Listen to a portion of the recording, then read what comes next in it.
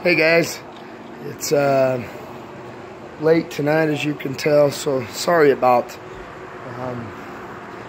there being no light in this video, especially since you can't really see my face very well. But anyways, I was kind of inspired to post this video that I'm about to post, and I just kind of wanted to talk to you guys about something I've been thinking about for a while. So you've all heard of kind of the law of attraction. So to kind of break it down in its simplest forms, it's basically what your mind dwells on, you attract the physical counterpart of that.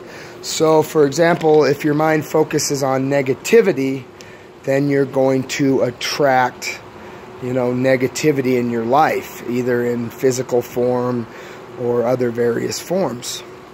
So your mind is very simple. It tends to create habits, and it tends to link those habits to various emotions. And the strongest emotions usually tend to make the strongest habits, which usually tend to be hardest to break.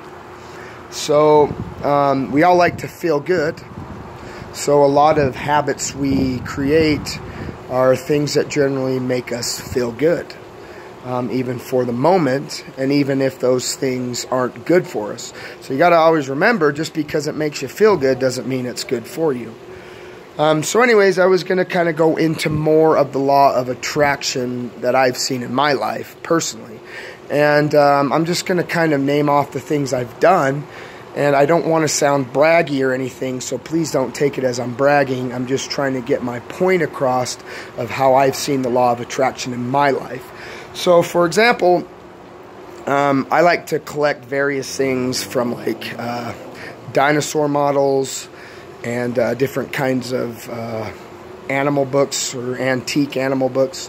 So, nerd alert, just kidding. Anyway, so, a lot of the stuff I collect, or I've collected over the past, tends to be a little bit pricey at certain times.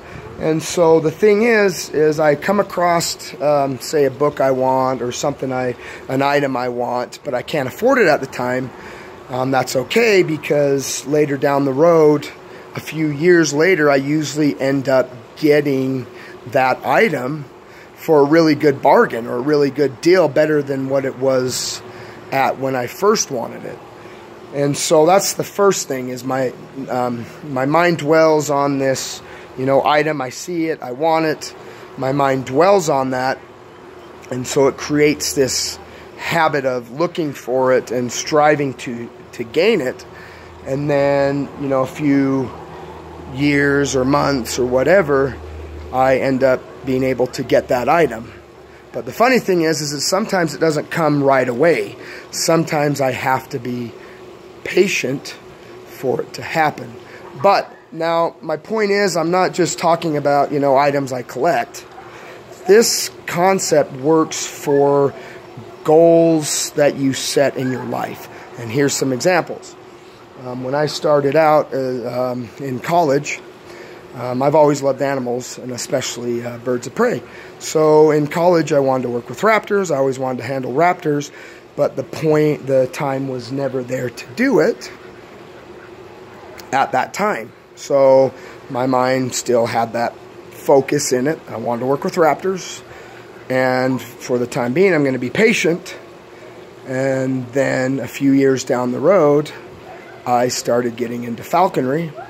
And then after that, I then went to a small zoo and worked with their raptors and trained their raptors. So that goal was accomplished, that I set years and years ago before the date of it actually happening.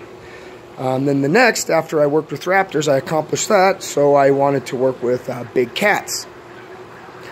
So I had that goal in mind, and I interviewed for a job working with training big cats, and unfortunately I did not get that job, but I still wanted to do that. I still had the desire, And a few years, I think it was 3 years after that rejection, I ended up getting a job at a sanctuary, actually doing more with their big cats than I would have at this training facility. So there was that accomplished.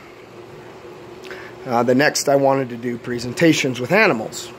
So I went to a drive-through wildlife park and got to do presentations with their animals. So you can kind of see this link in my life where I had a desire to do something, and it was a strong, ingrained desire, and it took time. It didn't happen right away. Usually it doesn't. And it took patience, and I eventually got to where I wanted to go. So many times as this happened in my life, I've been looking back on it. Just things I've wanted to do, whether they were simple, everyday things I've wanted to do, or if they were big career goals. It doesn't matter. The law of attraction works on anything. It works on the simplest little things to the biggest giant, things that you set for yourself. So the law of attraction can work for everyday, tasks, or it can work for long-term future career goals. It always does. But the thing is, with the law of attraction, you don't always get that reward of putting your mind to something. You don't always get the benefit, or sometimes the negative consequence of your thoughts. It takes patience.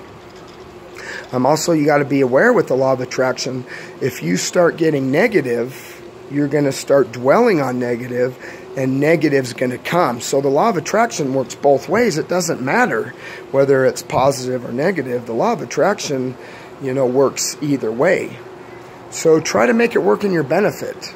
Try to put your mind to something. So the biggest things with that is, have a goal, have something you want, or set something you want, and then have patience, and do the things you can to work towards that goal, and then eventually you will receive it.